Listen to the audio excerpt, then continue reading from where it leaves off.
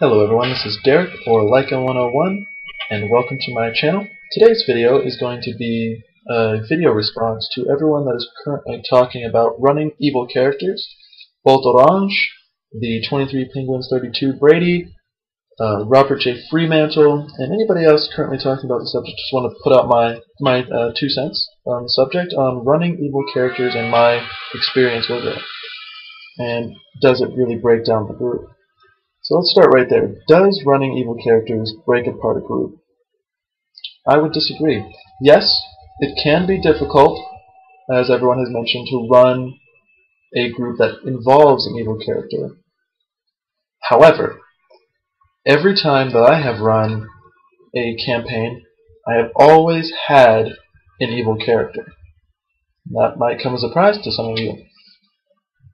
But here's how I make it work. Most of the time, I don't have to do anything at all.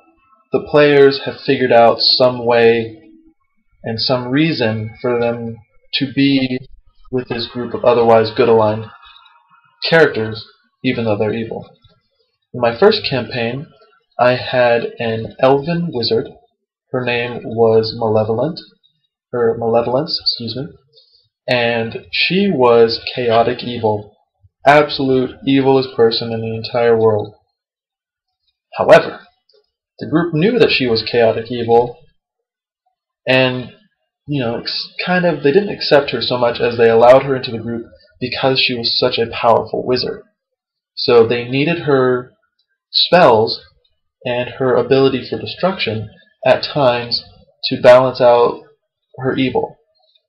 But what kept Malevolence in the party? In her background, she wrote up that she was betrayed by her uncle, who was also her instructor in magic. When her uncle betrayed her, he took a tome from the archives of the family that detailed so many great magics and mysteries within the family. Her prerogative throughout the campaign was to find her uncle and kill him. However, she knew she wouldn't be able to do it by herself, because since her uncle instructed her in the ways of magic, he would know everything that she had to offer. Since he was also evil, she was manipulating the good aligned characters to go in and destroy this otherwise evil wizard and take him out, so that way then she could take the tome and later just leave the party.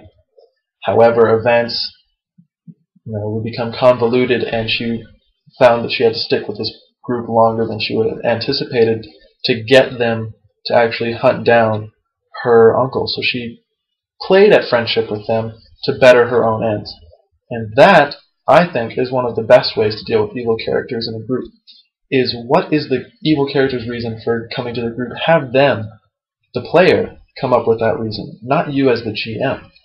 What is their reasoning for coming? And at times, yes, Malevolence did not want to do things.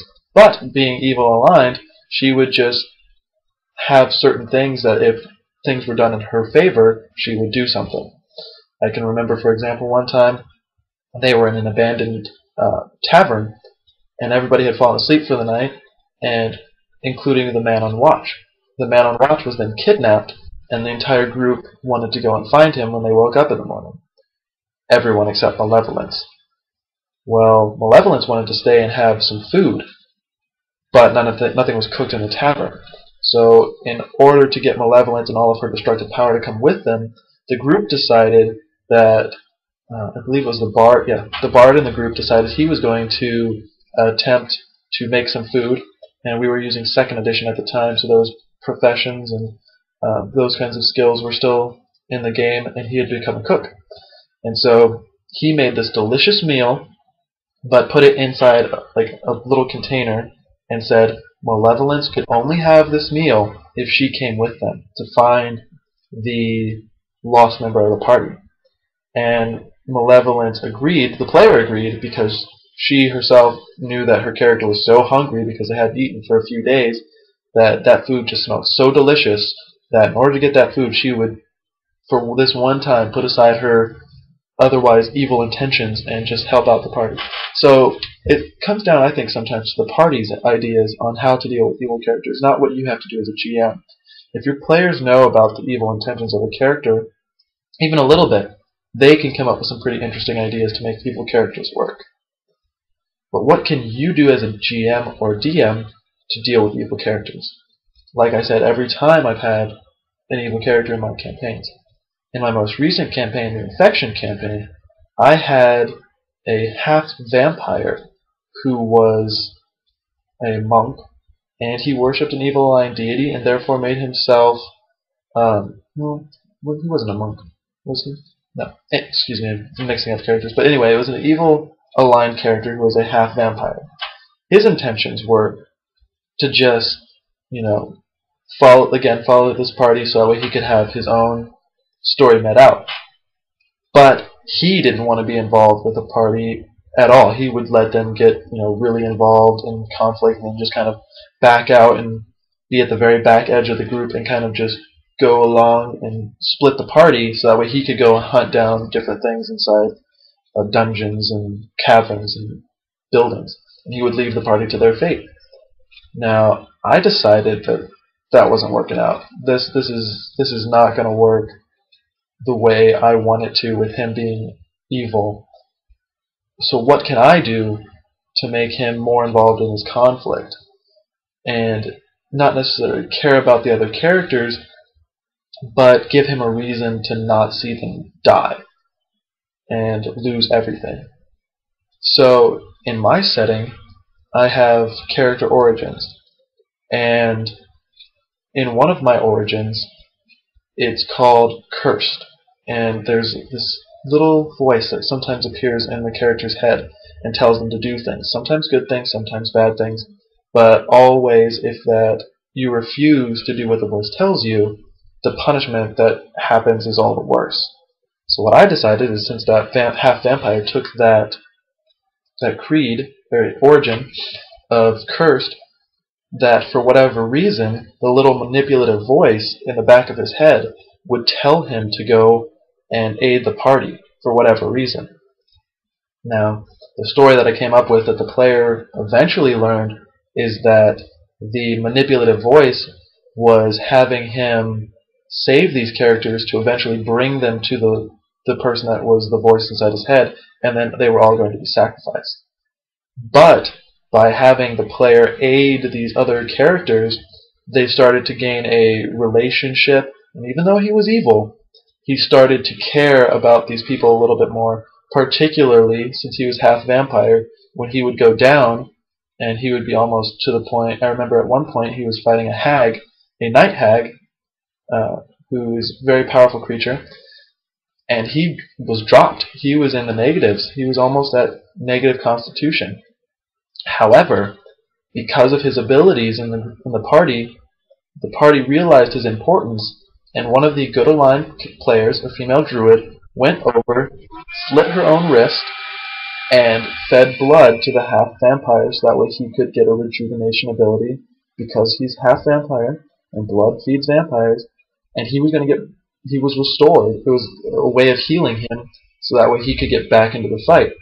And it was through small actions like this that he started to realize that, wow, these people are actually going to care about me.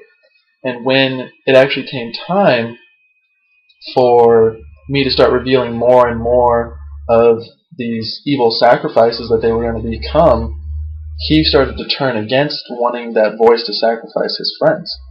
And so it comes down to these small story elements that you can interpret as a DM and place in to a story to deal with evil aligned characters. There are many other ways to deal with evil aligned characters. I would absolutely love having more evil aligned characters. It really creates that breadth and scope that you don't see sometimes in campaigns where if everyone's good. It's not everyone in real life is a good person. So it's not all this cookie cutter, I'm a good guy, I'm holy, I'm the absolute good guy, I'm lawful good all the time, I'm that neutral good. You have this full spectrum of people, so I always like having evil aligned characters. So to everyone out there that's put up videos, I want to say thank you for this awesome video route that you put us on, this awesome topic. I personally love evil characters. I've loved hearing what everybody else has to say. If anybody is interested in playing evil line characters in other campaigns, I'm all for it. If you have any other questions on how I deal with evil line characters, shoot me a line. I will be more than happy to answer it. If you have questions, anything like that about evil line characters, let me know. I can certainly try to help you out. I, for one, love evil characters and will always encourage having at least one evil character in my campaign to create that group dynamic of something that's a little different and changed. So, to me, evil line characters, A-OK. I'm actually intending on running a campaign eventually that is solely evil characters. No good guys. All cutthroats, murderers, everything. And they're all going to be manipulated, and that's a story for another time, however. But evil characters, A-OK in my book. Thanks to 23 Penguins Brady, to Robert J. Fremantle, Bolt Orange, everybody for putting out these videos on evil line characters. Have a good day, and enjoy gaming.